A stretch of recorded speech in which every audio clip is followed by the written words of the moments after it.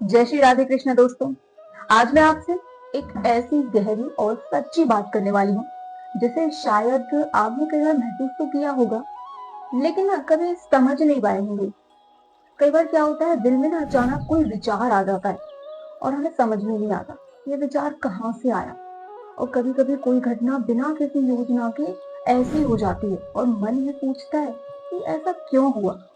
और कभी कोई अनजान व्यक्ति एक पल में ऐसी बात कह देता है जो दिल को छू जाती है, और फिर मेरे मन में ना सवाल उठने लगता है, तो ये भगवान का संकेत था? क्या भगवान सच में मुझसे कुछ कहना चाहते हैं? आज हम इन्हीं सभी बातों को बेहद साफ, सरल और सच्चाई से समझेंगे। आज आप ये जानिए कि भगवान हमें कब, कैसे और किस रूप में संकेत देते हैं और कैसे हम उन्हें पहचान सकते हैं। अगर आप सच्चाई जानना चाहते हैं, अगर आप भगवान के संकेतों को दिल से समझना चाहते हैं, तो इस वीडियो को आखिर तक देखिए। दोस्तों, जब हम कहते हैं कि भगवान बोलते हैं, तो ज्यादातर लोग ये सोच लेते हैं कि जैसे आकाश से कोई आवाज आएगी, बिजली कड़केगी या कोई तेज रोशनी दिखाई देगी, लेकिन ऐसा नहीं होता। गीता हमें बताती है कि भगवान की शैली बहुत शांत, बहुत सरल और बहुत ही सूक्ष्म होती है। श्री कृष्ण कहते हैं, मैं सभी के हृदय में स्थित हूँ। इसका अर्थ यह है कि भगवान हमसे दूर कहीं नहीं है, वो हमारे भीतर ही है। और जो भीतर होता है वो बाहर से नहीं बोलता, वो मन की शांति के माध्यम से बोलता है, विचारों के माध्यम से बोलता है, अंतरात्मा की हल्की आवाज से बोलता है। हमारे सबसे शांत विचार, हमारी गहरी भावनाएं, हमारी अंतरात्मा की हल्की सी पुकार, यही भगवान की भाषा है। वो हमें सही समय पर सही विचार देते हैं, गलत काम से रोकते हैं और सही दिशा में आगे बढ़ाते हैं।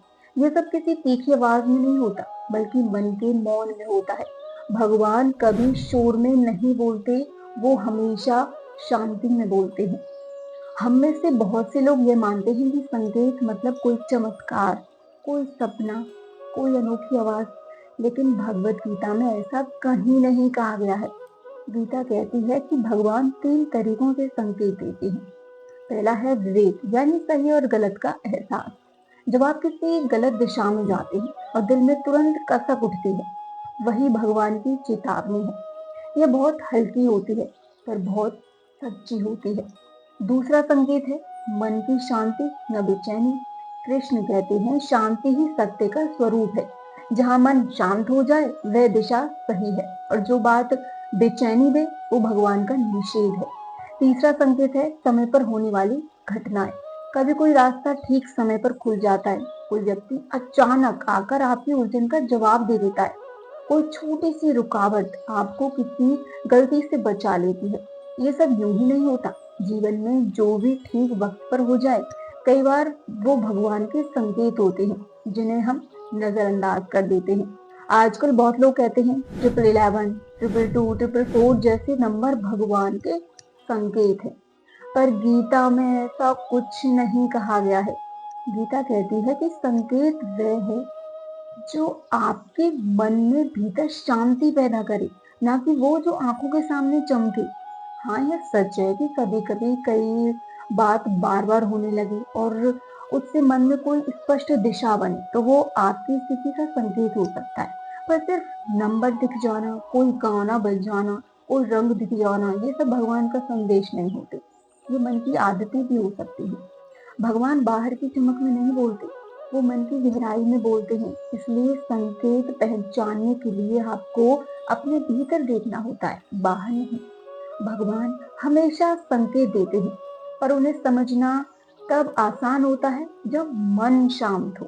कुछ परिस्थितियां ऐसी होती हैं जब संकेत और भी स्पष्ट हो जाते हैं। पहली स्थिति, जब हम बहुत उलझन में हो, जब मन टूटा हुआ हो, जब विचार कमजोर हो, जब रास्ता ना दिखे, तब अंदर से एक हल्की सी दिशा उठती है। यह भगवान की कृपा होती है। दूसरी स्थिति, जब हमारी नीयत साफ हो, अगर दिल में लालच या स्वार्थ हो, तो भगवान की बात सुनाई नहीं देती।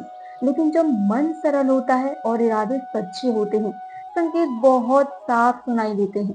तीसरी स्थिति, जब हमें गलत राह पर जा रहे हैं, भगवान कई बार चेतावनी देते हैं, कभी बेचैनी के रूप में, कभी अड़चनों के रूप में, कभी किसी अपने की सलाह के रूप में। अगर किसी काम में लगातार रुकावट आए तो ये अक्सर संकेत होता है कि भगवान कह रहे हैं रुक जाओ, यह तुम्हारा रास्ता नहीं है। अब मैं आपको वो संकेत बताती हूँ जो जीवन में कई बार आते हैं और जिन्हें हम में से ना कई लोग ना नहीं पहचान पाते। सबसे पहला संकेत मन का अचानक किसी काम से हट जाना। अगर कोई काम बार बार मन से उतर जाए, चाहे इच्छा हो पर दिल ना लगे, ये संकेत है कि वह आपकी राह नहीं है। दूसरा, किसी नए रास्ते की ओर मन का खींचना। अगर कोई विचार भीतर से शांति पूर्वक उठे बिना डर के, तो वो भगवान की दिशा हो सकती है। तीसरा संकेत, किसी बात पर मन का कस जाना यानी चेतावनी। चौथा, किसी निर्णय पर मन का गहरा शांत हो जाना यानी अनुमति। पांचवा संकेत, सही समय पर सही लोगों का मिल जाना। भगवान ना कई बार लोगों को माध्यम बनाकर ही संदेश देते हैं। और छठा, उलझन के बीच अचानक स्पष्टता मिल जाए, जैसे किसी ने भीतर एक पर्दा हटा दिया हो। और सातवां, मन का अपने आप भक्ति में लग जाना। इसका मतलब है आपकी आत्मा सही दिशा में लौट रही है। लेकिन ये कैसे पहचाने? ये भगवान का संकेत है या मन का भ्रम? अब ये भी तो सवाल उठता है। इसके लिए 3 परीक्षाएं हैं। पहली, शांति। भगवान की आवाज हमेशा शांति देती है, डर नहीं। जो विचार ना मन को भारी कर दे वो भगवान का नहीं होता। दूसरी, निस्वार्थता। यदि किसी विचार में लालच या स्वार्थ हो तो ये मन की आवाज है, भगवान की नहीं। तीसरी, दोहराव। अगर कोई बात 2-3 बार अलग अलग तरीके से आए, किसी घटना के रूप में, किसी की सलाह के रूप में या किसी भाव के रूप में, तो यह अक्सर भगवान का संकेत होता है, क्योंकि भगवान धीरे धीरे बार बार बहुत प्यार से समझाते हैं। वो कभी जबरदस्ती नहीं करते।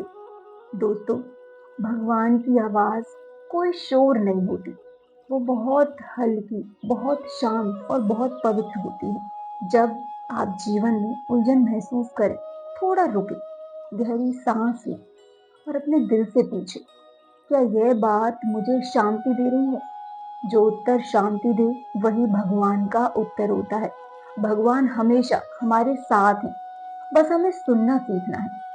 यदि आज की बात आपके दिल तक पहुंची हो तो कमेंट में लिखें, मैं भगवान के संकेत को समझने के लिए तैयार हूँ।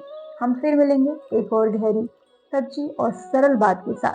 तब तक शांत रहें, सच्चे रहें और भगवान पर विश्वास रखें। जय श्री राधे कृष्ण।